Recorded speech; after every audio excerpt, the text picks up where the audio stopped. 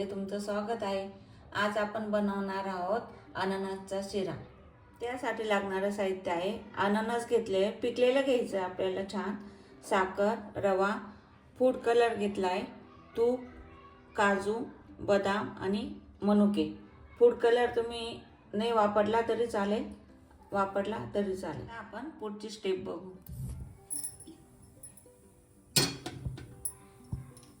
मी ते काजू, बदाम, मनुके फ्राय करून घेते।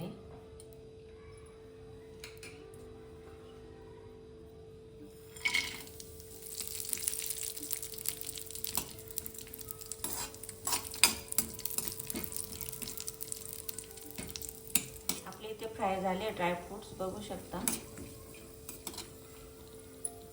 आता आपण इथे 1 चमचा तूप टाकून घेऊ।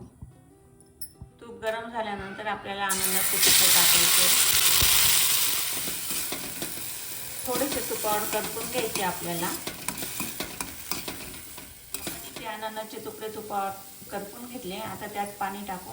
मी 1 वाटी रवा घेतला तर 2 वाट्या पाणी घ्यायचं आपल्याला। इथं मी पाण्याचा वापर केला, दुधाचा वापर नाही करायचा आहे, कारण अननस आंबट असल्यामुळे दूध फुटू शकतं।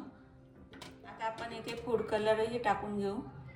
आपल्याला अननस पूर्ण शिजून घ्यायचं यामध्ये। मग आपण पुढची स्टेप करू। 1 eternity later. बघू शकता आपले पायनॅपल एकदम मऊसूत शिजले बघा। तर आपण आता काढून घेऊया आणि पुढची स्टेप करू। मी तूप टाकून घेते। आपल्याला इथे रवा भाजून घ्यायचा आहे। तूप गरम झालंय, आता रवा टाकू आणि खमंग भाजायचा आपला रवा इथे।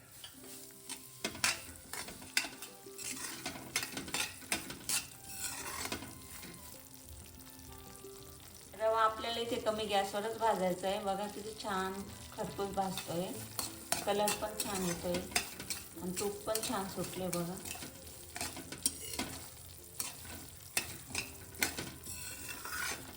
बघू शकता आपला रवा किती छान सोनेरी भाजला गेला आहे। तूप पण छान सुटलंय। तूप सुटलं का समजून घ्यायचं आपला रवा भाजला आहे खमंग असं। आता आपण पायनॅपलचं सिरप केलंय ते टाकून घेऊ।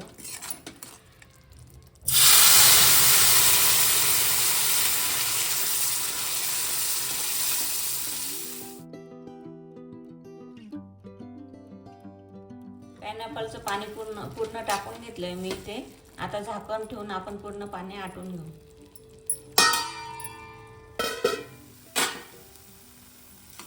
बघू शकता इथे पाणी पूर्ण आपलं आटून गेलंय, छान झालाय। आता आपण इथे साखर टाकून घेऊ। साखर टाकली मी इथे, बघू शकता। साखर तुम्ही चवीनुसार घेऊ शकता, गोड तुम्हाला जसं लागेल तसं।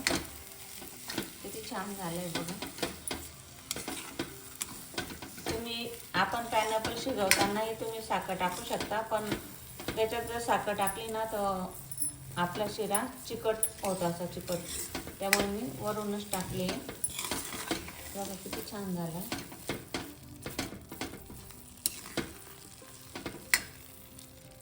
आपण आता काजू बदाम टाकून घेऊ। बघा किती छान झालाय ना, तूप पण छान सुटलंय, कलर पण छान आला आहे। इथे आपला आता शिरा तयार झाला आहे।